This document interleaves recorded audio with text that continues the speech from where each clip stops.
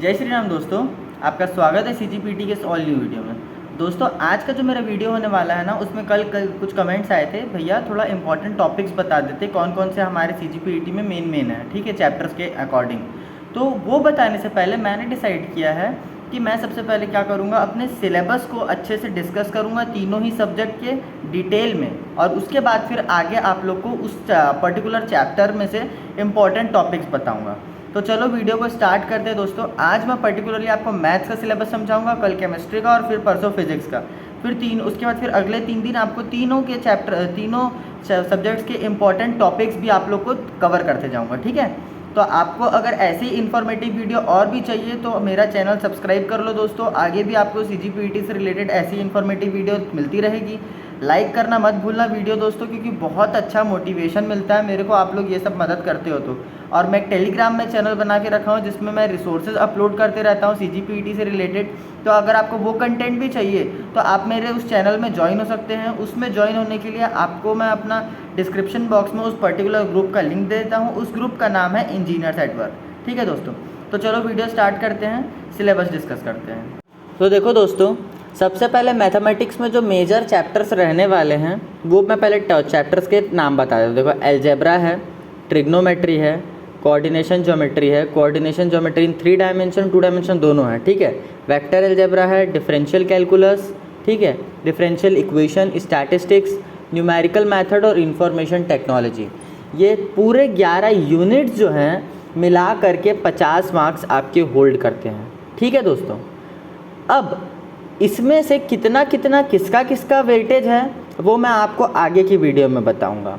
लेकिन आपको ये बता दूं कि ये जो 11 यूनिट आपके कंपाइल कर रहे हैं, इसमें आपका जो वेटेज रहता है वो ऐसा है कि आपका 30 to 40% जो रहता है वो 11th का रहता है, और 50 से 60% जो रहता है वो आपका 12th का रहता है, ठीक है। और ये जो 11वां यूनिट आप देख रहे हैं ना, जिसका नाम है इंफॉर्मेशन टेक्नोलॉजी, जिसमें आपको बेसिक्स कंप्यूटर एंड ऑपरेशन है। इंफॉर्मेशन टेक्नोलॉजी का अगर आपको पढ़ना है ना दोस्तों, तो इसमें आपको सीधी सीधी बात बताओ तो कंप्यूटर की बेसिक्स आपको पूछी जाती है, ठीक है, जो आपको class 7th 8th 9th 10th में पढ़ाया गया था। अगर इसका आपको सिलेबस जानना है तो ये आपको लिखा हुआ है, देखो, basics of computer operation, functional components, main parts of computer, input output device, secondary storage, system software, utility software, application software. इस पूरे चीज़ों को अगर आप कंबाइन करो तो वही 9th 10th 11th 12th का, सॉरी ज़्यादा 12th 11th 12th नहीं जाना है आपको, 10th तक ही आपका कंप्यूटर का जो रहता है वो आ जाता है। लेकिन इसके बारे में आपको वीडियो चाहिए तो वो मैंने पहले से बना के रखी है। अगर आप बोलोगे तो वो आपको मैं शेयर कर दूंगा, बोलोगे तो फिर से नया वीडियो भी बना दूंगा जो सिलेबस है उसमें और बढ़ा करके। वैसे ही पिछले साल मैंने इसका वीडियो बना रखा है। अब अलजेब्रा की बात आती है तो इसमें जो है कुछ एक इम्पॉर्टेंट चैप्टर्स हैं, जैसे कि हमारा जो सीक्वेंस एंड सीरीज़ होता है वो पर्टिकुलर जो चैप्टर है वो इसी में आता है। डिटर्मिनेंट एंड मैट्रिसेस वाला जो चैप्टर है सेकेंड, वो भी जो है आपका अलजेब्रा में आता है। कॉम्प्लेक्स नंबर्स जो चैप्टर है वो भी आपका किस में आता है, इसी अलजेब्रा में आता है। बाइनोमियल थ्योरम जो 11th में आप पढ़े थे वो आपका अलजेब्रा में आता है। डिटर्मिनेंट एंड मैट्रिसेस जो चैप्टर है वो आपका इसी में आ जाएगा। परमुटेशन एंड कॉम्बिनेशन जो आपका चैप्टर है वो भी आपका इसी में आ जाएगा। तो ये सर्टेन कुछ चैप्टर्स हैं जो आपको किस में मिल जाएंगे, अलजेब्रा में। अब ट्रिग्नोमेट्री की बात किया जाए तो ट्रिग्नोमेट्री बेसिकली 2 पार्ट्स में डिवाइडेड है। एक आपका ट्रिग्नोमेट्रिक फंक्शंस रहेंगे जिसमें सिंपली आपको ट्रिग्नोमेट्री के क्वेश्चंस दे दिए जाएंगे डायरेक्ट शॉर्ट, और दूसरे आपके आएंगे आपके वो हाइट एंड डिस्टेंस वाले क्वेश्चन। वो आता नहीं ऐसे डायग्राम बना के दे देता है और आपको सीधा पूछता है कि इसमें कितना डिग्री बनेगा, इसमें कितना लेंथ होगा, इसका टावर ऑफ हाइट बताओ कितना होगा, angle of elevation, angle of deviation कितना होगा। ये सब जो है ट्रिग्नोमेट्री के हाइट और डिस्टेंस में पूछा जाता है। Trigonometric function direct short question होते हैं। सबसे इम्पॉर्टेंट यूनिट जो आपके मैथमेटिक्स में आता है वो आपका आता है थ्रू 2D। अब मैं इसको इम्पॉर्टेंट क्यों बोल रहा हूँ और अलजेब्रा को इम्पॉर्टेंट क्यों नहीं बोल रहा हूँ, इसके पीछे का सीधा कारण ये है कि आपका जो अलजेब्रा है वो ज़्यादा टफ पड़ता है, लेकिन जो 2D है वो बहुत ही ज़्यादा आसान भाषा में लिखा होता है क्वेश्चन, और आपको उसको डील करने में बहुत ही ज़्यादा आसानी होती है। कोई भी आपको कठिनाई इसको पढ़ने में नहीं देखना पड़ेगा। साथ में आपको कोऑर्डिनेशन ज्योमेट्री इन 3 डायमेंशन वो भी बहुत ही ज़्यादा आसान है, और इसके भी 2 से 3 क्वेश्चन आते ही हैं। और भी अगर डिटेल में बनाऊंगा अभी वीडियो में, उसमें आपको अच्छे से समझाऊंगा कि किसमें से क्या क्या टाइप्स के क्वेश्चन पूछे जाते हैं। वेक्टर अलजेब्रा जो चैप्टर है उसमें से आपको सिंपली बहुत इजी जो रहते हैं। एक आपका ट्रिपल प्रोडक्ट का क्वेश्चन होता है, डबल प्रोडक्ट का क्वेश्चन होता है, स्केलर, वेक्टर प्रोडक्ट, इन सब के क्वेश्चन, वेक्टर एडिशन का क्वेश्चन, डेफिनेशन ऑफ वेक्टर्स, ये सब बहुत छोटे छोटे टॉपिक्स हैं।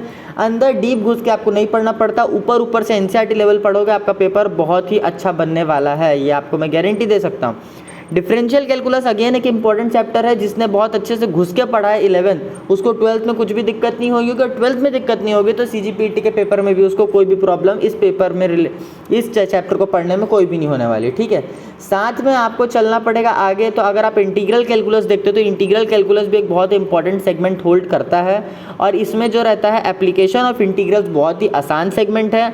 अगर आप डेफिनाइट और इनडेफिनाइट इंटीग्रेशन छोड़ते हो तो अब मैं आपको बोलूँगा कि आप एरिया ऑफ इंटीग्रेशन को मत छोड़ना, जिसका शॉर्ट फॉर्म AOI होता है। बहुत ही ज़्यादा इंपॉर्टेंट है, बहुत ही ज़्यादा आसान है, ठीक है। डिफरेंशियल कैलकुलस भी बहुत ज़्यादा आसान सेगमेंट है, उसको भी आपको किसी को छोड़ने के लिए सजेस्ट नहीं करूँगा मैं, क्योंकि ये भी बहुत ही आसान सेगमेंट से आता है। इसमें ज़्यादा वैरायटी के क्वेश्चन नहीं देखे जाते, 2 से 3 वैरायटी होते हैं। एक वेरिएशन ऑफ सेपरेशन का, linear differential equation, first order, second order, homogeneous, बस इतना ही है इसमें, और कुछ नहीं है, इसलिए इसको भी मत छोड़िएगा। स्टैटिस्टिक्स थोड़ा टफ है, आपको कम से कम 2 से 3 दिन देना पड़ेगा, और अभी आपके पास पूरा सफिशिएंट टाइम है तो आप स्टैटिस्टिक्स को भी ध्यान लगा के पढ़ सकते हैं। इसके अंदर आपको प्रोबेबिलिटी पढ़ने के लिए मिलेगा, बाइनोमियल डिस्ट्रीब्यूशन पढ़ने को मिलेगा, कंडीशनल प्रोबेबिलिटी मिलेगा, कोरिलेशन और रेग्रेशन के प्रोग्राम से आपको देखने को मिलेंगे। लेकिन स्टैटिस्टिक्स जो है थोड़ा सा कोरिलेटेड है किसके साथ, परम्यूटेशन एंड कॉम्बिनेशन के साथ। इसलिए बोलूँगा कि इसको थोड़ा पढ़ने से पहले, हाथ लगाने से पहले परम्यूटेशन कॉम्बिनेशन के थोड़े जो बेसिक कॉन्सेप्ट है उसको आप लोग क्लियर कर लेंगे। और न्यूमेरिकल मेथड जो है ना सर, ये तो बहुत ही आसान है। ये जो है ना आपको न्यूटन रैमसन लॉ, इसको आप सर्च करोगे ना, न्यूटन रैमसन लॉ और सिम्पसन्स रूल, ये दोनों से आपको एक एक क्वेश्चन आपके सीजीपीटी पेपर में देखने को मिल ही जाएंगे, और इन दोनों को आप आसानी से पढ़ सकते हो। सीधा यूट्यूब में आप सर्च करोगे, आपको एक वीडियो जो मिल जाएगा उसी को सबसे पहले देख लेना है, और एक वीडियो में ही आपका सफिशिएंट हो जाएगा।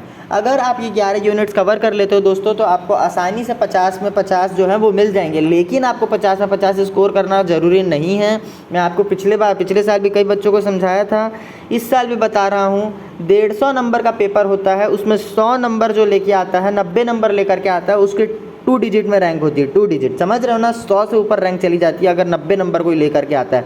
बहुत ही ज़्यादा कठिन होता है 90 नंबर लाना, क्योंकि यूजुअली जो है ड्रॉपर्स पेपर को अपीयर करते हैं।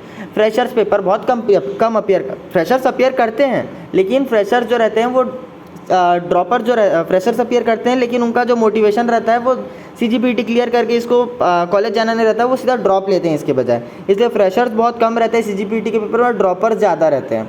और जो कॉलेज ऑप्ट करते हैं उसमें भी ड्रॉपर्स का नंबर जो रहता है वो ज़्यादा रहता है मिनिममली। इसलिए दोस्तों आपको मैं बोलूँगा कि 50 के 50 में ट्राई मत करो, जो आता है उसमें और अच्छा करो, और अच्छे से अच्छा करके जितना ज़्यादा स्कोर ला सकते हो उसका प्रयास करो। ठीक है दोस्तों, आज मैंने मैथमेटिक्स पे बनाया, कल मैं फिजिक्स और परसों केमिस्ट्री के ऊपर बताऊँगा। तो आगे वीडियो में बने रहें, चलते हैं कल के लिए। तब तक के लिए जय हिंद, जय भारत, जय जोहार।